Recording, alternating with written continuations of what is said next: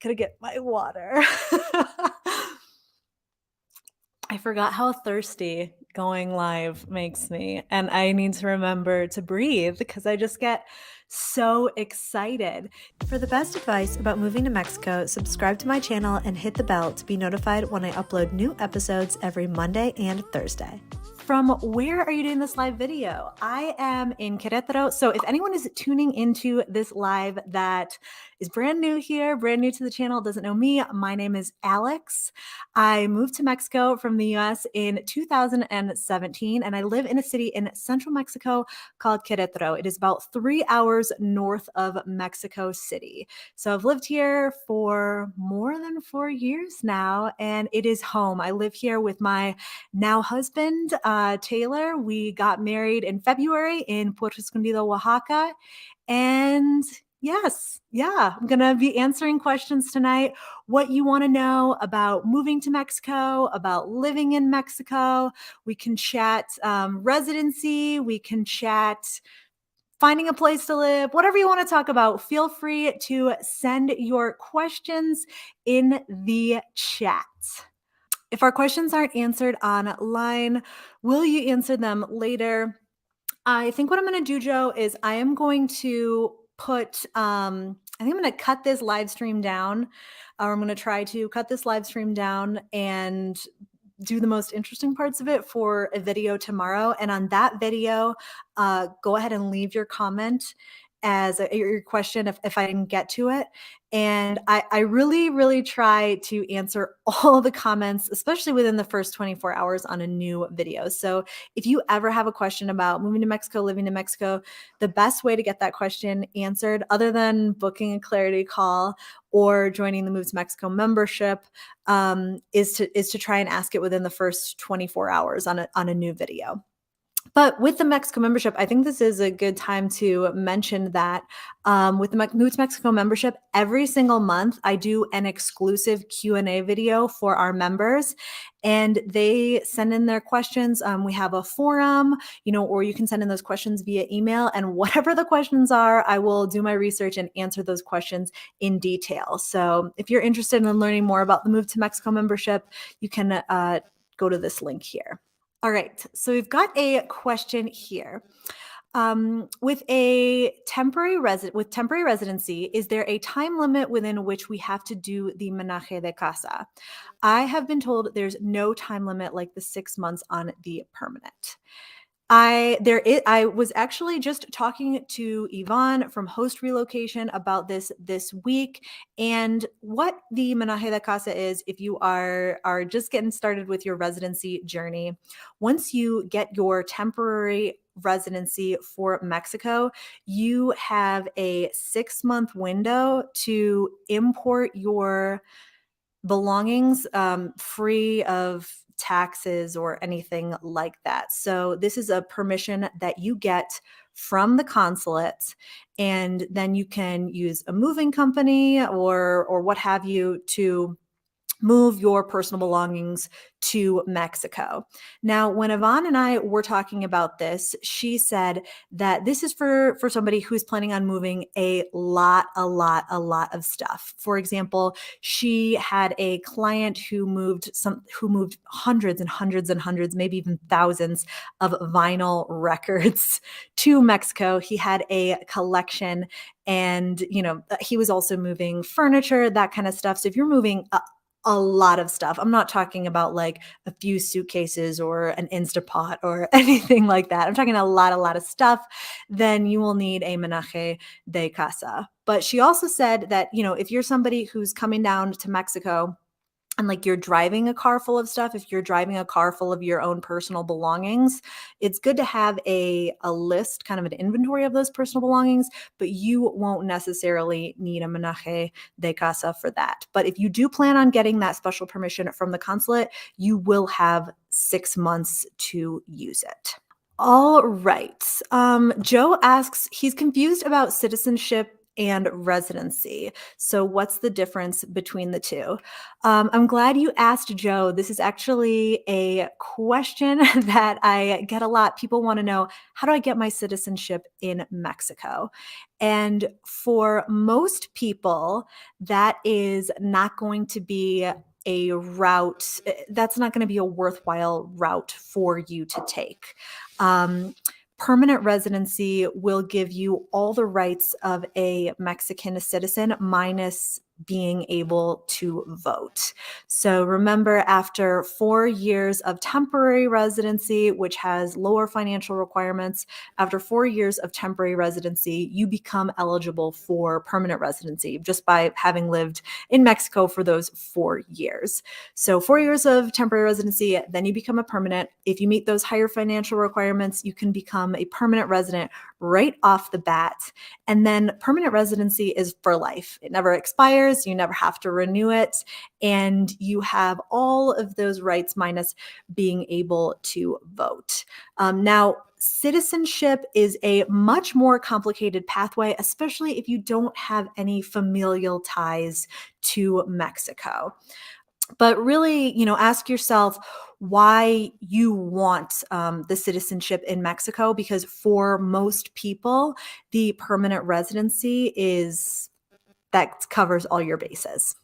Yes, Mexico Residency Roadmap is updated for 2022. So that is a guide to help you get your residency, starting with applying at the consulate in the US all the way to going to INM in Mexico. So there is actually a link in the description of this live for that if you are interested. Got the bells going again in the background here. So Sean asks, how long are you guys in Mexico before you signed a long-term lease? We came down to Mexico in October of 2017, and we hit the ground running, started looking for a place to live right away. And we knew we wanted to live in Querétaro. And we moved into our place the first week of November. So that felt like a long house hunting period to me, but it wasn't. We got really, really lucky with our place. So we signed our long-term lease the first week of November. We were in this place. This is the only apartment house that we have ever called home in Mexico. It's the same one that we've been living in since we moved here in 2017, and we have signed a year lease every 4 years since then. I wanted to say here, though, Sean, that I think when Taylor and I moved down here, we did so with like a very limited budget. I think I had only a few $1,000s to my name. And both of us knew that we had to start working right away. We were teaching English online, and it wasn't really an option for us to travel. It wasn't really an option, for us to see different cities, to try out different places to live. And honestly, we weren't even really thinking that way. We were just, okay, Querétaro. If I had it to do over again, I think I would have liked to travel at, those first 6 months or maybe even a year that we were in Mexico, doing a month here, a month there, just to try out different places. Now that I've traveled over these 4 years, I really do think that we would have ended up in Querétaro anyway, because this is just the perfect place for us. But I think that if you have the ability to travel and to try out, some short-term, long-term, like 1 month or a couple of months in different cities, I think that is a really, really smart thing to do when you are first moving to Mexico. Okay. All right. Grady has a question here. We are an international couple with different passports.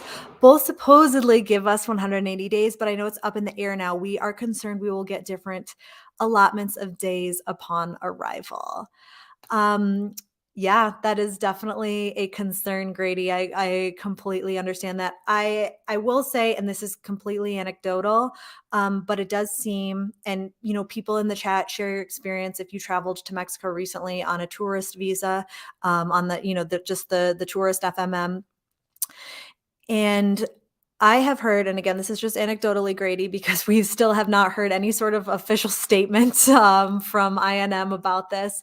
But it does seem like INM officials in places like Cancun and Mexico City are starting to go back to the 180 days and not giving tourists as much of a hassle.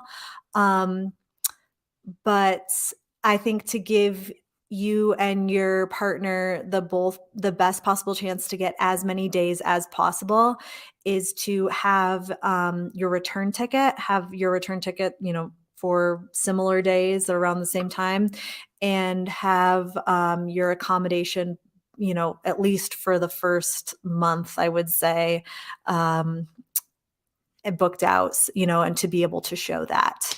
So, yeah, if anybody in the chat can share about how that's been, um, I would appreciate it. Asked for 15 days and got 90. That is awesome. I'm so glad to hear it. Thank you so much for sharing your experience. All right. Mal said that he was traveling and they got through Guadalajara airport for less than a week and got 180 days. That's awesome. Do you have another person's experience?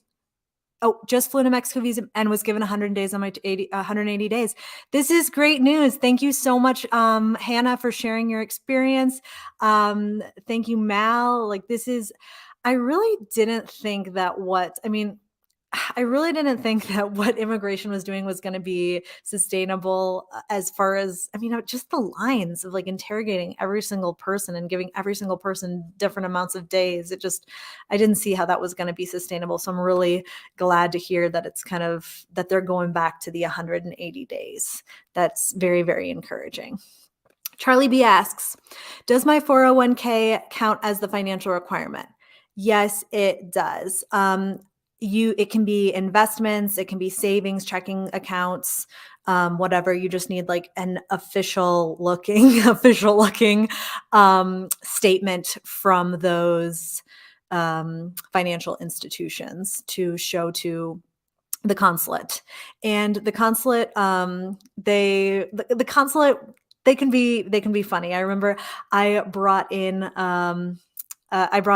my savings and checking and, different investments things, and they looked all through the papers. And then she was like, and she asked me to pull up my checking account on my phone to see the amount like in real time. So you just have to be prepared for whatever when you go to your consulate interview. I wanted to ask you all really quick, get your take on something. So as you know, I am updating the Move to Mexico Quick Start Guide. Now, this is a completely free guide. I put out the first one when I launched my YouTube channel back in July 2020, and I'm just giving it a major, major update. And I'm going to be including a checklist for moving to Mexico, how to prepare for your move to Mexico. I've got the apartment hunting tips, the renting in Spanish cheat sheet. And I'm also was thinking today of including a few more, another section to really put this guide, above and beyond. And I wanted to know what you would like to see in the new guide if you had your choice. Would you like to see expenses at a glance? So just, how much I pay for my rent, how much I pay for my health insurance, how much, kind of just a list of those things. Expenses at a glance, a best places to live in Mexico overview, kind of like the video that I did back in February, but, Oaxaca with kind of pros and cons, or, Querétaro, like pros and cons. So the best cities at a glance, best places to live overview, or a section on questions to ask yourself questions to ask yourself before moving to Mexico. So what would you like to see? Expenses at a glance, best places to live overview, or questions to ask yourself? If I'm to add another section to the Mexico guide, and here's the link that you can sign up to be the first person to receive the guide when it is ready to go. Remember, that is a free guide. So let me know in the chat what you would like to see. So we got a couple for expenses at a glance, and the best places overview, expenses at a glance, best places to live, Questions to ask yourself. Michael, so introspective of you. Michael is also one of our Move to Mexico members, one of our founding members as well. Let's see. A couple more people for questions to ask yourself. Oh, okay. You're gonna make me choose, everybody. It seems to be a very even split around here. I think that, my idea with the questions to ask yourself section in the free Move to Mexico guide, Move to Mexico Quick Start Guide is kind of like, I really think that one of the ways to prepare yourself, um, to really prepare yourself for moving to Mexico, people are always worried about like packing, getting your documents in order, getting the virtual mailbox set up, all that kinds of stuff, which all those things are very important. But you've also got to prepare yourself mentally, especially if it's your first time moving to another country. Preparing yourself mentally is just, it's so imperative to your success in your new home. And that was my kind of idea with those questions is, to help you get in the right mind space. Also, as part of the Move to Mexico membership, this is another one of the benefits of the Move to Mexico membership. Every single month, we have and this is actually a new feature in 2022 of the membership. We have guest experts come into the membership to talk on different topics. So in February, we had a guest expert come in to talk about the residency process and to answer our members' questions about getting their residency in Mexico. In March, we had our guest expert come in to talk about living and traveling around Baja California Sur, the best places to live, cost of living, safety, that kind of thing. And in April, our guest expert that we have coming in is a counselor that specifically works with foreigners living abroad. So she is someone who has lived in Mexico City, in Puerto Vallarta for several years, as well as lived in other parts of the world. And she specializes on, helping people and talking to people who are living in other countries. So she is going to be coming into the membership to talk about different ways, that you can prepare yourself mentally for this type of move, because it's no small thing. Talking about ways to prepare yourself mentally, and also she's going to be talking about, some of the common problems that foreigners face and how to deal with them, like homesickness, how to make friends in another country. So if that's a guest expert that you would be interested in hearing from, she's going to be talking in our membership here this month in April. So you can check out the link below to get signed up. Let's see in here. Okay, Joe asks, once we get temporary residency, is there anything we must do to keep it? Once you get temporary residency, your first temporary residency will be for 1 year, and then you will have to renew after 1 year. And you have to be in Mexico in person to renew. Now, after that first year, you have the option to renew for 3 years, renew it for 3 years at once, and which is what I just did this past year. Now I don't have to think about it until I can't do the math, but until 3 years from now, when I will become a permanent resident. So the only thing you have to do is renew after 1 year. That will involve kind of doing all the same stuff that you did the first time. So you have to do a pago de derechos. You'll have to pay money. I think I paid something like 8,000 pesos. It's not cheap, but that was for the 3-year renewal. And you'll have to go back to INM for another appointment. You'll have to get your fingerprints and everything like that. And that's why you have to be there in person. Okay, this is a quick one. Michael says, when flying in to complete the permanent residency process, can you check the Kanhei box? No, do not check the Kanhei box. That is for the official to do. Just make sure that you show them your visa in your passport, and then before you walk away from that person, make sure that the Kanhei box is ticked. But you don't tick it for them, and they will get ticked if you tick it. So wait for them to tick it. Thank you all for joining. I really, really appreciate it. Thank you, Lisa. Thank you, Claudia. Thank you, Phyllis. Thank you, Joe. Thank you all so much for coming. Javier, Crystal, Caroline. It was so nice to see you all in here. And until next time, I am Alex from backpackingbrunette.com. Thanks for watching.